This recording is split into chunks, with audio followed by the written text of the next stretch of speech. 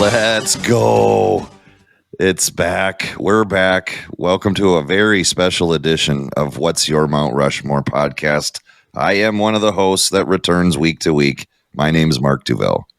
Yeah, and I am John Hansen, and this is a special episode. You are correct. It's so special, it's not even really an official podcast episode. It's just a fun, short add-on that Mark and I decided to do around the MLB playoffs, which obviously are starting up this week.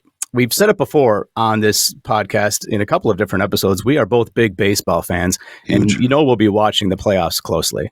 And we just decided to make them a little bit more interesting. So we're going to give you our picks of who each of us will think will win the World Series this year. But we want to do it in kind of a fun way that kind of explores our competitive nature. And to do that, we're each going to take one team from the AL and one team from the NL. And then, ride or die all the way through to the end of the World Series. I think it'll be a fun way to do this, actually. I love it. I love this time of year, man. This is when baseball games and just watching them nightly on TV once the playoffs get rolling. It's such good baseball. And I love it because every pitch matters, every play matters. And it's just a cool time of year. You got footballs in swing. You got the playoffs now starting. You got different, it's like all the sports kind of collide this time of year. It's kind of cool. It is a great time of year. You're right, because people that are into the NBA and the NHL, that their preseasons are getting going and their seasons are right around the corner. Well, and we're doing this truly in a bittersweet moment where literally just yesterday, I've been the head coach of my son's baseball team now for 7 years, and this was one of those years we played a lot of baseball, and yesterday we wrapped it up with our 66th game of the year. We finished with 45 wins. So when we say that we love baseball, it's a part of my life in a very big way. So a quick shout out to the Champlain Park Rebels, which then turns into the club team that we put together, the Rebel Dogs. Nice. Yeah. Congrats on a big winning season. No, this is a great group of kids, man, and they're now playing at the 14 level, which means you're on full major league size fields, 90-foot bases. You pitch from 60 feet 6 inches. It's the real deal now, and it's great. I absolutely love it. Again, baseball was my first love. I've referenced that on a couple different podcast episodes, especially the baseball movie episode. So if you ever want to check out what John and I said about our Mount Rushmore of baseball movies, there's an old episode waiting for you. So to keep this whole thing a little bit fair in how we're picking our teams that we want to win the World Series, we flipped a coin before we started recording. Mark, sadly, won the coin toss. So he'll get to make his first pick. And here's the deal. He can make his first pick from either league, either the AL or the NL. And once he makes his pick, I'll follow up with my pick in that same league. And then after that, then I'll get to make my first pick from the other league. So we're sort of doing it like a live draft right here in front of all of you. And in the end, you're only going to end up with 4 picks total between the two of us. And I'm going to come out of the gate with my first pick. It will be from the National League, even though I'm more naturally an American League fan because I'm a huge Minnesota Twins fan, which they kind of pooped their pants here in the last month, unfortunately, and we all got to watch. But I am gonna go to the National League, and this is a team that I not only do I believe they will win the World Series, I actually want them to. So I'm gonna go with the Philadelphia Phillies. Look, here's the big reason I'm going with the Phillies. It's my love and fanhood towards Bryce Harper. I love the way that this dude approaches the game of baseball. I love the way that he plays baseball. I love his intensity. And I just love that. I love the story behind why and when he did sign with the Phillies. And he's only been on 2 teams, the team that drafted him, the Nationals. And then when he became an unrestricted free agent, he could have went anywhere. And he went out of his way to play in front of the Philly fans and at Citizen Bank Stadium. It's because when he was playing for the Nationals, every time he played in Philly, he was overwhelmed at the hate towards him and his team, to the point where he realized, if they hate me that much just because I don't play here, how much will they love me if I did play here? And that really was kind of the driving force. It was the energy that Citizen Bank Stadium provides. He felt it, he experienced it, but always as a visitor. That's where he wanted and thought the best baseball fans are. I'm not saying I agree with that part, that they're the best baseball fans, but I do appreciate that here's a guy that he played in every stadium that's around the major league, so he knows what's out there. They got tons of firepower and tons of depth. They got obviously Bryce Harper. They got Trey Turner. They got Nick Castellanos. I don't know if it's another one of those names. I'm probably butchering it.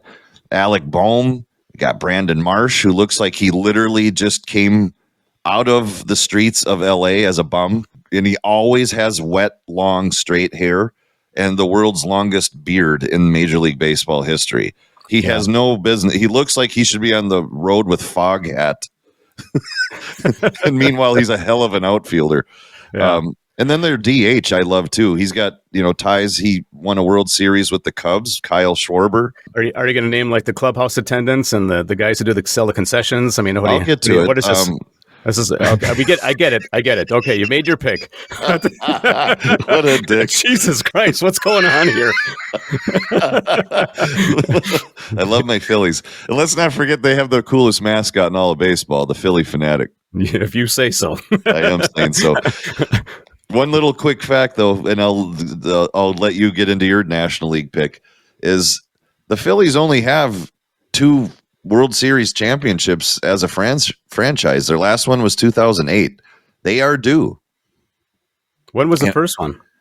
I don't know when the first one is. I just know the last long time ago, right? It was like 1970, I believe. Okay. It was a long time ago. Yeah, they had a really good run. In the they had good teams in the 70s. And even in the 80s, didn't they? They just didn't win any World Series. Yeah, I mean, they're kind of always there. It's just but in the end, they only have 2 World Series championships. When I was thinking about the National League, the Phillies were probably the team that I would have picked if you had picked somebody else, but I had another team that was right there with them, so I'm not that upset about this. It's the other team is the Dodgers, which is who I'm going to go with. The LA Dodgers, well, let's just say this. They had the most wins in all of baseball. Well, I know. I can't knock the pick. They're the best team in all of baseball, and not just in wins, but they actually had a lot of stats that they were in the top 5 as well. They were the strong pitching staff. They led all of Major League in wins by pitchers. They're in the top 5 in team saves. But as anybody who follows baseball knows, their real magic kind of comes at the plate. They led the NL in home runs. They were second in RBIs, and they were top 5 in team batting average. So they definitely were a strong hitting team this year. And, I'm not going to go down their entire roster. I'm not going to talk about, the guy that parks the cars for the valet. I'm not going to do all that stuff like you did with the Phillies, but I am going to say one name, Ohtani. That's all I'm going to say. It's the only name you need to say at this point. Yeah. That dude has changed baseball forever. And I was happy to see him get out of the Angels organization, because I think that would have really ruined his career. It would have ended he would have had he would have had a massive, monstrous Hall of Fame career, but it would have ended with a lot of heartbreak for him. So I think that he's better off with a team that's actually going to compete, and seeing him in the playoffs is going to be a lot of fun. Here in Arizona, a lot of Diamondbacks fans and my friends here who are Diamondbacks fans are going to hate this pick, because as a general rule, Arizona sports fans hate LA sports fans. I mean, it's like a Boston, New York kind of thing. It's definitely in just about every sport. It's becomes the rivalry here, but that's all right. I also have some friends in LA that'll appreciate this pick, so I don't mind it. Dodgers are my team for the NL, and I'm really rooting for Ohtani. I think he's going to be fun to watch. Well, and you're right, man. Coming off this season and watching Shohei's records, 50 plus home runs, 50 plus stolen bases. He created a new category that never existed. Quite frankly, probably no one ever thought would be a category. And how cool is it next year that this dude returns to the mound? you kind of think that his stats at the plate will dip a little bit when he's back on the mound. But even if they dip a little bit, he's still a superstar. So it'll be fun to watch. And it'll be fun to watch him focus on hitting in the playoffs. I'm really excited for that. So yeah, I agree. It's a good pick. They're the Dodgers. They kicked ass this year. So, I mean, that's an obvious pick. A lot of people are sick of teams like the Dodgers. I get that. And I probably, like I said, I'd probably lean towards the Phillies. It didn't break my heart that you picked them, though. I'm not a real big fan of Philadelphia sports fans, the same way Bryce Harper was before he went there. So, but that's all right. So that's my pick there. So then I get my first pick in the AL, and I don't think I'm going to steal a pick from you here, because I'm going to take a bit of a dark horse. There's a couple of teams that I think maybe have better odds than this one, but I'm going to go with the Cleveland Guardians. Wow, interesting. The divisional team here, and I don't like the Guardians. I didn't like them when they were the Indians. I'm not necessarily a fan of them, in part because they're a division rival for the Minnesota Twins, our hometown team and the team I grew up watching. But I just think they've kind of been good this year. I think that this might be their year. And, I wasn't going to pick the Yankees anyway because I can't stand them. So that was easy for me to not pick the Yankees, even though I think the Yankees are actually the team that's favored to win from the AL. But if you look at the odds. Sure. But yeah, I mean, the Guardians, they led the division pretty much the whole year long. The Twins tried to make a run at them, halfway through the summer. And then they, like you mentioned at the top of the show, they fell apart. They pooped their pants. But they finished strong too. The Guardians, they won like 65% of their games over the last month or so. They have the most home wins of any team in the American League. So they actually were a pretty good, solid team among, the other AL teams. They got a good pitching staff. They finished top 5 in all of MLB and team ERA, saves, and also wins by pitchers. So, their hitting has been okay, but I think their pitching has been a little bit better, and their pitching is probably what has got them to where they are and got them to the division. You could say it was a weak division, but the way the Tigers and the Royals came on at the end there, I don't think it was that weak of a division. So they definitely earned their spot in the playoffs. It's a legit pick. And like you, my pick for American League is not going to be the obvious with the Yankees. And like you, good. I can't pick the Yankees. I just can't. Good. So my American League pick is actually based on, this is a little maybe too deep track, so I won't go into all the specifics, and I won't name, the guest host, suite host. I won't name my favorite vendor, that at the stadium. But I'm going to go with a team that I think pairs up and they match up great against the Yankees. It's the Baltimore Orioles. They're just another one of those teams. They're kind of, in all reality, they're kind of a lot like the Phillies, but they're the American League version of that. And I'm talking just good depth, top to bottom. But with them too, I also love that they have legit firepower, which you will need. You need big hitters to beat the Yankees. You need timely hitting, obviously, to beat the Yankees. But between their right fielder, Anthony Santander, and their shortstop, Gunnar Henderson, they combined for 81 home runs this season. So if they can keep those kind of RBIs and those kind of big guys hot against postseason pitching, my only big concern, it's my biggest concern about the Orioles, but I'm still going to go with them, is, let's not forget, they had 91 wins this season, the Orioles, okay? And this past weekend, they just, again, destroyed any hopes that the Twins fans had going into the final weekend of baseball. They just came here, took care of business, and got the hell out of town to go get ready for the postseason. But my concern is their closer, even though he has 23 saves this season, it's Craig Kimbrell. And he's that guy that has his goofy start where he puts his arm out to the side and dangles it. It's kind of goofy to the point where, what are you doing? And why? What I've always wanted to read about. I'm just not that big of a fan of him, so that's why I haven't taken the time to read about it. What got him starting to do that? Every time I see that, it makes me think if I were a batter, I would just want to hit a line drive right back at him. That just makes me want to do that. And hit his arm. Yeah, hit that stupid arm. But that's my American League pick. It's the Baltimore Orioles. What do they have here? I think they have 3 World Series championships in their history, and their last one goes back. It's 1983. Oh, yeah. So, that's 40 years? Some Yeah, it change? sure is. Yeah, your Park Center math did not let you down. That is No, it has. It does usually, but I guess on the sorry. fly, there we go. Wouldn't it be something if the Orioles, or I mean, granted they can't both make the World Series, but wouldn't it be something if the Orioles or the Guardians made won the World Series? I mean, that would be great for baseball to have a team like that. Yeah. Somebody other than the Phillies, Dodgers, Yankees, the big Well, markets. I don't know. I can't at all fully agree with that because I would like to see, and I do think it'd be good for baseball if the Phillies won. I know most fans hate, just like you said earlier, and I'm typically one of them. Yeah, I don't know. If you're outside of the East Coast, I think a lot of people, not to the level of the Dodgers or the Yankees, but I think a lot of people kind of poo-poo on teams like the Phillies. So I don't think they're a popular pick around the country. Let's just put it that way. I would agree with that. And a lot of it's just because of the attitude of the fans and the attitude of the players. Yeah, we're early on in the football season, but it's been kind of fun to watch the Philadelphia Eagles struggle a little bit because it's Philadelphia. So I don't know.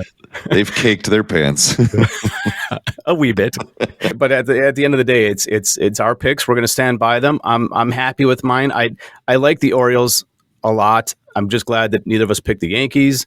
I think that's a good thing. We're already off to a great start there. No matter who wins, other than the Yankees, I'll be happy. And honestly, I don't think they're going to win, but it wouldn't break my heart if the Royals went on a run and made the World Series because I don't hate the Royals.